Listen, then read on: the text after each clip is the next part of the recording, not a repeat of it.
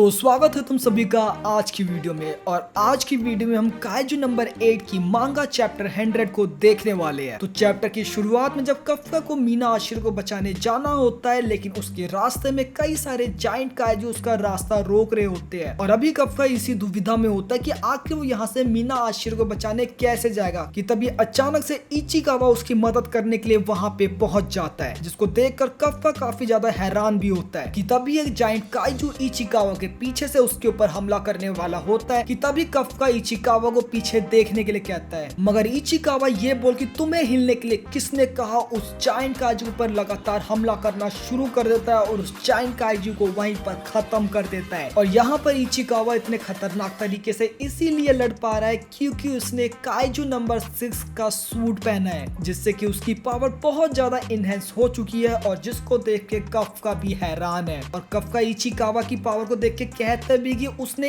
एक ही अटैक में उस जाइंट काइजू को रोक दिया। और साथ ही वो ये भी समझ जाता कि ये जो पावर है वो काइजू नंबर 6 की है। और तो और कफ्का को ये भी एहसास होता है कि इचिकावा पहले से बहुत ज्यादा स्ट्रॉन्ग हो चुका है। और वो ये बात इचिकावा से कहता भी है, लेकिन इचिकावा कहता है कि वो अकेला नहीं है जो इतना स्ट्रॉन्ग हुआ है। और तभी जो है सीन चेंज होता है चोफू डिस्ट्रिक्ट की ओर, जहाँ पर मिनासे अकेले सारे जाइंट काइजू से लड़ रही होती है और एक काइजू उसके ऊपर ब्लास्ट करने ही वाला होता है कि तभी कोई शख्स मिनासे के कंधे पे हाथ रख उसे चुप होने के लिए कहता है और कहता है चुप हो जाओ नहीं तो तुम अपनी जीभ काट लोगी। और वो शख्स भी जाइंट काइजू को एक ही हमले में खत्म कर देता है। और ये देखकर मिनासे भी हैरान होती है कि आखिर वो कैसे जिंदा बच गई। और उसके बाद जाके हमें इंट्रोड्यूस करा जाता है कि वो शख्स और कोई नहीं बल्कि इहारू फुरुहाशी है और वो बताता है कि वो यहाँ पर नागानो से आया है। दूसरी तरफ किकोरू भी लगातार काइजू से लड़ती जा रही थी, मगर उनकी गिनती खत्म ही नहीं हो रही थी। लेकिन तभी फिर से कोई उन जाइंट काइजूस पे आसमान से हमला करता है और हमें इंट्रोड्यूस किया जाता है कि ये शख्स और कोई नहीं बल्कि हारुइची इजुमो और कागुरागी है 3rd यूनिट से, जिनको देखकर किकोरू और काफ्का दोनों ही काफी ज्यादा हैरान थे। और इसके बाद इचिकावा काफ्का से फिर से कहता है कि काफ्का जाओ यहाँ से, मगर यहाँ पर काफ्का संकोच करने लगता है कि अकेले इचिकावा आखिर कैसे लड़ेगा। मगर इचिकावा उसको कहता है कि भाड़ में गए तुम्हारे बहाने, यहाँ से जाओ। और इचिकावा कहता है कि बहुत हो गया, अब वो और कायरो की तरह काफ्का के पीछे छुप के